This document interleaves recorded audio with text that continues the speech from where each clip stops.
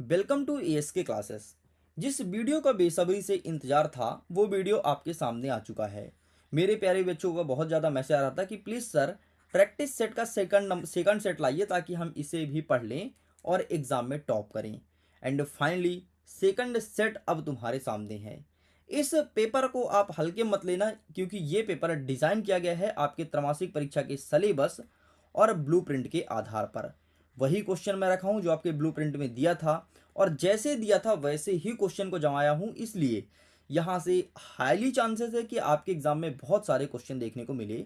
लेकिन अगर आप मेरे से पूछोगे सर कितने नंबर का देखने को मिल सकता है या कितने परसेंटेज हमें पढ़ना चाहिए या नहीं, तो मैं आपको बोलूँगा कि इसी प्रश्न पत्र से, केवल इसी प्रश्न पत्र से 95 से लेकर 90 से लेकर के 95 तक आपको इतने परसेंटेज क्वेश्चन देखने को मिलेगा, क्योंकि मैंने ब्लूप्रिंट और सिलेबस दोनों चीज़ को फॉलो करते हुए इसे डिजाइन किया है। तो चलो बिना टाइम वेस्ट किए हम फटाफट अपने पेपर को देखते हैं पेपर में कैसे क्वेश्चन है एंड क्या होगा इसका सही उत्तर। मैं आपको बता देता हूँ इस वीडियो में मैं प्रश्न नंबर 1 से लेकर के और जितने भी आपके 20 क्वेश्चन हैं तो सभी प्रश्न का आंसर कराने वाला हूँ एक ही वीडियो में आराम से बने रहिएगा, इत्मीनान से चीज़ों को समझने का प्रयास कीजिएगा और कल का पेपर आप फोड़ोगे इस चीज़ की गारंटी देता हूँ। चलो, समय 3 घंटे आपको दिए जाएंगे पेपर को सॉल्व करने के लिए। ठीक है, तो हमारा पहला प्रश्न कह रहा है कि सही विकल्प को चुन करके लिखना है। पहला नंबर कहता है द्वि नामकरण पद्धति के प्रतिपादक कौन है। तो यहाँ पर आपको लिखना है कि कैरोलस लीनियस, इन्होंने द्वि नामकरण पद्धति किया था। तो यहाँ पर ऑप्शन नंबर 10 सही उत्तर हो जाएगा। दूसरा नंबर कहता है कि जीवों के मुख्य अभिलक्षण क्या है। तो यहाँ पर आपको लिखना है कि उपरोक्त सभी, मतलब जीव जनन भी करते हैं, उपापचय भी करते हैं और वृद्धि भी करते हैं। तो इसका सही आंसर ऑप्शन नंबर डी हो जाएगा। तीसरा नंबर कह रहा है कि निम्नलिखित में से कौन सा समूह सबसे कम समान लक्षण वाला है। तो यहाँ पर आपको लिखना है वर्ग में जो है सबसे कम समान लक्षण पाए जाते हैं, तो यहाँ पर वर्ग सही उत्तर हो जाएगा। नेक्स्ट कह रहा है हमारा चौथा नंबर कि निम्नलिखित में से किस वैज्ञानिक ने सर्वप्रथम प्रोटिस्टा शब्द का प्रयोग किया था। तो यहाँ पर हीकल नामक का साइंटिस्ट जो था ना, उसने सबसे पहले प्रोटिस्टा नामक शब्द दिया था। पांचवा नंबर कह रहा है कि निम्नलिखित में से जीवाणु जनित रोग कौन सा है, मतलब ऐसा कौन सा रोग है जो जीवाणु से फैलता है। हैजा, टाइफाइड और गनेरिया, ये तीनों जीवाणु जनित है, अर्थात उपरोक्त सभी आपको यहाँ पर लिखना है। नेक्स्ट कहता है कि निम्नलिखित में से किसे थैली फंगाई भी कहा जाता है। तो यहाँ पर आपको लिखना है आपका हो जाएगा एस्कोमाइसिटीज, इसे कहते हैं थैली फंगाई। ठीक, तो ये आपका सही उत्तर हो जाएगा। आगे बढ़ते हैं, प्रश्न क्रमांक 2, रिक्त स्थान की पूर्ति करो। पहला नंबर कहता है कि वैज्ञानिक नाम क्या है मनुष्य का। तो मनुष्य को हम कहते हैं हेमोसेपियन या फिर होमोसेपियन। तो यहाँ पर लिखना है आपको होमोसेपियन। ठीक, ये मनुष्य का नाम है। ठीक है, सेपियंस। बाकी यहाँ पर मैं लिख नहीं रहा हूँ, मैं आंसर दिखा दूंगा, परेशान मत हो। इस प्रकार से आंसर लेकर के आया हूँ। ठीक है, तो यहाँ पर देखो लिखा है हेमोसेपियन, तो इसी प्रकार से आपको दिखा दिया जाएगा। नेक्स्ट कहता है दूसरा नंबर, आलू, बैगन, मिर्ची डैश डैश डैश स्कूल में रखे जाते हैं। तो इसे रखते हैं, किस स्कूल में रखते हैं, मैं यहाँ पर लिख देता हूँ सोलनम, सोलनम कुल में रखा जाता है। ठीक है। नेक्स्ट कहता है कि 5 जगत वर्गीकरण डैश डैश डैश द्वारा वैज्ञानिक दिया है। इसे दिए हैं वीटकेर नामक साइंटिस्ट ने दिया है। कवक की कोशिका भित्ति किस पदार्थ से बनी होती है। तो कवक की जो कोशिका भित्ति होती है वो काइटिन की बनी होती है। नेक्स्ट कहता है लाल शैवाल का लाल रंग किस वर्णक के द्वारा होता है। तो फाइकोएरिथ्रिन नामक वर्णक पाया जाता है जिसके कारण लाल रंग होता है शैवाल का। नेक्स्ट कहता है सबसे छोटा एंजीस्पर्म है। तो यहाँ पर आपको लिखना है बोल्फिया। ठीक है, आंसर मैं दिखा देता हूँ, ये यहाँ पर आंसर अवेलेबल है, सारे क्वेश्चन का आंसर देख लीजिए एंड खालिस्तान का भी यहाँ पर लिखा है। ठीक है, देखो प्रश्न क्रमांक 2, आप इसका स्क्रीनशॉट ले लो। चलो आगे बढ़ते हैं, हमारा नेक्स्ट क्वेश्चन क्या कह रहा है। नेक्स्ट क्वेश्चन कह रहा है कि सत्य सत्य बताना है। ठीक है, इसमें पहला नंबर कहता है कि क्लोरोफाइसी के सदस्यों को प्रायः लाल शैवाल कहा जाता है। तो ये चीज आपको लिखना है बिल्कुल गलत। नेक्स्ट कहता है ब्रायोफाइटा को लिवरेट तथा मांस में विभाजित किया जाता है। तो ये चीज आपको सही कर देना है। नेक्स्ट कहता है सिलिट्रेट में स्पर्मक एवं दंसा कोशिकाएं पाई जाती है। तो ये चीज आपको सही कर देना है। नेक्स्ट कहता है कि प्राणी जगत का सबसे बड़ा संघ प्रोटोजुआ है। ये चीज गलत कर देना है। नेक्स्ट कहता है कि पक्षियों में श्वसन फेफड़े द्वारा होता है। तो ये चीज आपको सही कर देना है। नेक्स्ट कहता है कि स्टार फिश में प्रचलन क्लाइटेलम नामक रचना द्वारा होता है, तो ये चीज़ आपको गलत कर देना है। इस प्रकार से आपका दूसरा, तीसरा और पांचवा सही, बाकी सब कुछ गलत है। आइए अब फटाफट सही जोड़ी देख लेते हैं। सही जोड़ी में पहला नंबर कहता है बुलीफर्म कोशिका, तो विभाजनशील कोशिकाएं हो जाएगा पहला नंबर। दूसरा नंबर कहता है चना, तो ये हो जाएगा आपका चना का हो जाएगा, आपको पुमंग कर देना है। नेक्स्ट कहता है कैलिक्स, तो कैलिक्स आपका हो जाएगा पुष्प का बाहरी भाग। नेक्स्ट कहता है पत्ती का भाग, तो पत्ती के भाग को कहते हैं पर्णधार। और नेक्स्ट आपका अंतिम समांतर शिरा विन्यास एक बीजपत्री पौधे में पाया जाता है, तो इस प्रकार से ये भी होता है कंप्लीट। पांचवा नंबर कहता है कि एक शब्द या एक वाक्य में उत्तर दो। भूरे शैवाल में पाए जाने वाला भूरा वर्णक कौन सा है, लिखिए। तो यहाँ पर लिखना है फीकोजैथिन, फीकोजैथिन या फीक्योजैथिन, ठीक है। नेक्स्ट कहता है एक परिपक्व भ्रूण कोष को कितने कोशिकीय होते हैं, तो 7 कोशिकीय होते हैं। नेक्स्ट कहता है कि एक बीजपत्री बीज का बीज पत्र क्या कहलाता है, तो इसे कहते हैं स्क्यूटेलम कहते हैं, ठीक है, स्क्यूटेलम, ये तुम्हें लिखना है। नेक्स्ट कहता है कि जाइलम पैरेनकाइमा की भित्ति किस पदार्थ की बनी होती है, तो ये सेलुलोज की बनी होती है। नेक्स्ट कहता है प्रायः प्रोटिस्टा पत्तियों की किस तरह उपस्थित होते हैं, तो निचली परतें उपस्थित होते हैं, तो आपको यहाँ पर निचली कर देना है, ठीक, ये होता है कंप्लीट। आगे बढ़ते हैं प्रश्न क्रमांक 6 से लेकर के जितने आगे क्वेश्चन हैं बहुत स्पीड में कवर करेंगे एक एक चीज को। इसके पहले बता देता हूं, अगर स्टूडेंट आप इसके पीडीएफ को डाउनलोड करना चाहते हो तो पीडीएफ का लिंक वीडियो के डिस्क्रिप्शन बॉक्स में दिया गया है, जाइए जाकर के डाउनलोड कीजिए। इसके पहले जो मैं कल के पेपर का पीडीएफ दिया था वो डाउनलोड नहीं हो रहा था किसी कारण की वजह से, लेकिन उसका रीज़न ये था कि हमारे वेबसाइट में बहुत ज़्यादा बगिंग हो गया था, बहुत ज़्यादा मतलब वेबसाइट क्रैश हो रहा था, इस वजह से नहीं हो पा रहा था। लेकिन फाइनली अब सब कुछ क्लियर है, डाउनलोड कर सकते हो। तो सबसे पहले हम इसका आंसर दिखा देते हैं, फिर आगे बढ़ते हैं। तो ये रहा तीसरे का, ये रहा चौथे का एंड ये रहा पांचवे का आंसर। अब जितने भी क्वेश्चन को कवर करेंगे बहुत स्पीड में कवर करेंगे, मतलब क्वेश्चन देखेंगे, उसका answer, question answer, question answer और अथवा सहित एक एक प्रश्न का उत्तर दिखाने वाला हूं। तो चलिए फिर शुरू करते हैं फटाफट। छठवां नंबर कहता है किन्हीं दो जंतु का वैज्ञानिक नाम बताना है, और अथवा में कहता है कि द्वि नामकरण पद्धति का क्या है। तो ये रहा सबसे पहले वैज्ञानिक का नाम, ठीक है। मनुष्य को होमोसेपियन और बिल्ली को कहते हैं फेलिस कैटस, ये लिखना है। एंड ये रहा तुम्हारे सामने द्वि नामकरण पद्धति, तो आप इसका भी स्क्रीनशॉट ले लो।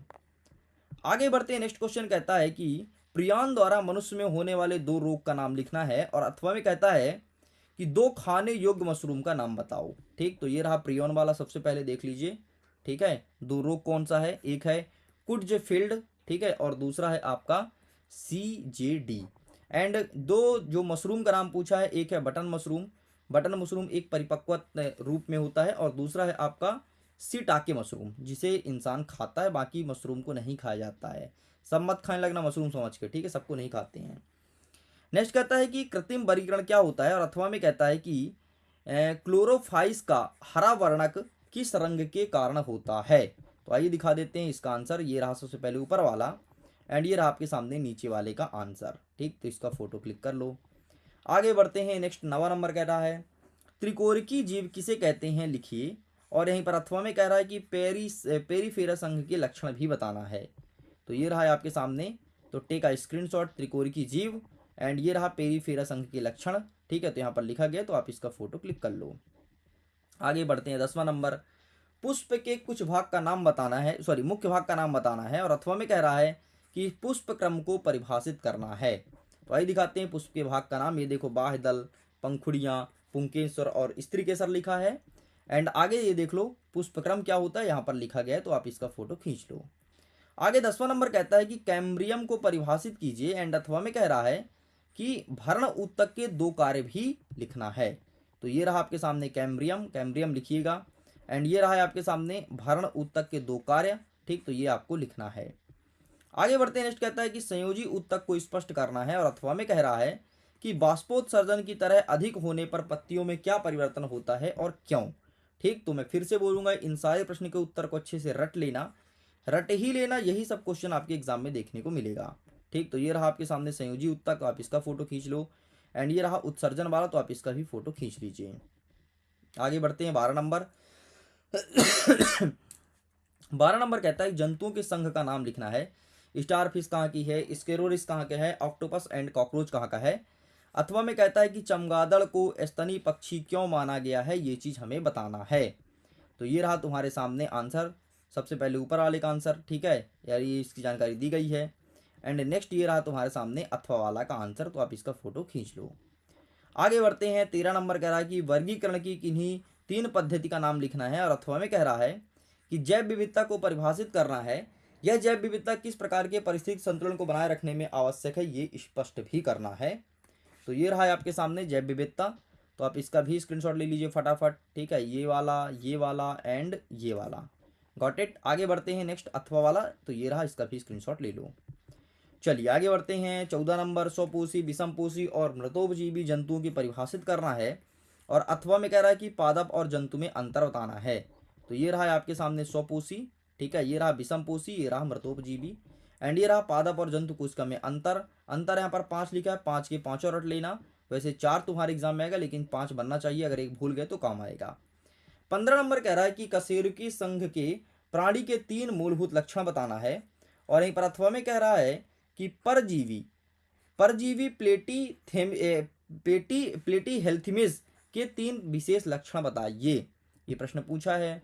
तो ये रहा है आपके सामने सबसे पहले ऊपर वाला, कशेरुकी दंड, आंतरिक कंकाल और पूर्ण विकसित सिर, ये लिखना है।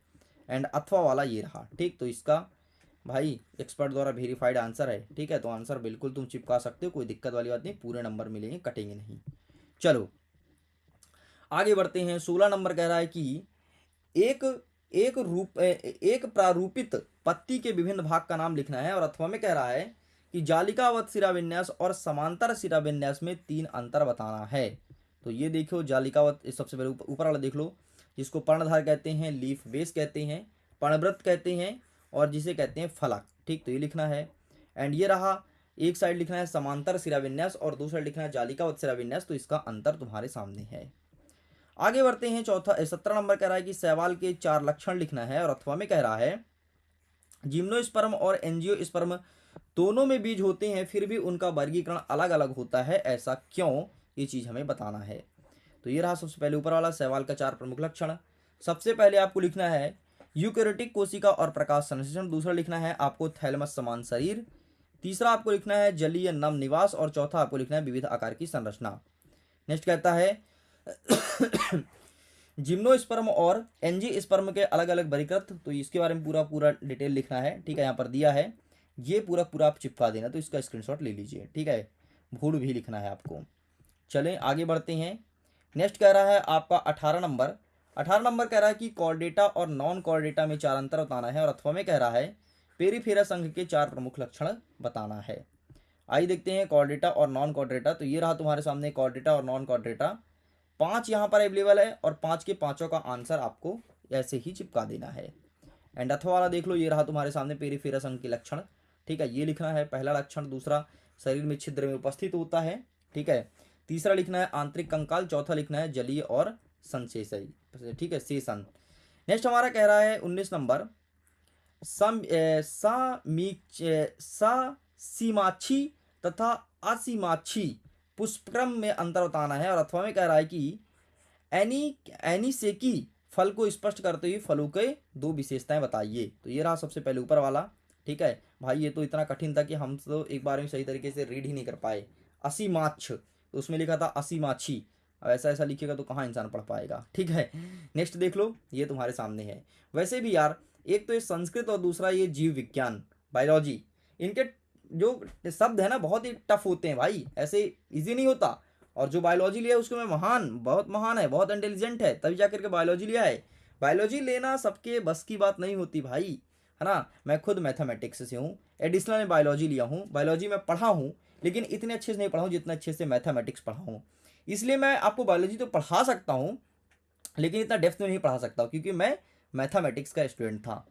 नेक्स्ट हमारा 20वां नंबर कह रहा है कि एक बीजपत्री और 2 बीजपत्री में अंतर बताना है कोई 4, और अथवा में क्या कह रहा है कि 2 बीजपत्री तने के आंतरिक संरचना का चित्र बनाना है। तो आइए देख लेते हैं फटाफट, ये रहा है आपके सामने अंतर, डिफरेंस तुम्हारे सामने लिखा है, तो टेक अ स्क्रीनशॉट, एंड ये रहा कंप्लीट। एंड अब देखते हैं चित्र। लो भाई, इस प्रकार से मैंने सब कुछ कंप्लीट कर दिया है, प्रश्न 1 से लेकर के 20 तक। जैसा कि मैंने प्रॉमिस किया था कि दोनों सेट करवाऊंगा, तो दोनों सेट मैं करा दिया हूं। अब बचा है आपका डोज का डोज, जिसका नाम है बूस्टर डोज, वो आपको मिल जाएगा। और बूस्टर डोज देख लीजिएगा, फिर तो भाई साहब तुम्हारे मजे मजे, तुम पूरा पेपर फाड़ दोगे, तबाही मचा दोगे, सेंटर हिला दोगे, इस बात की मैं गारंटी देता हूँ। तो मैं वीडियो को करता हूँ। Thanks for watching. खुश रहिए, पढ़ते रहिए, मुस्कुराते रहिए, जिंदगी खूब इंजॉय कीजिए। भगवान का आशीर्वाद आपके साथ बना हुआ है, डेफिनेटली आप एग्जाम में टॉप करेंगे। Okay, bye bye.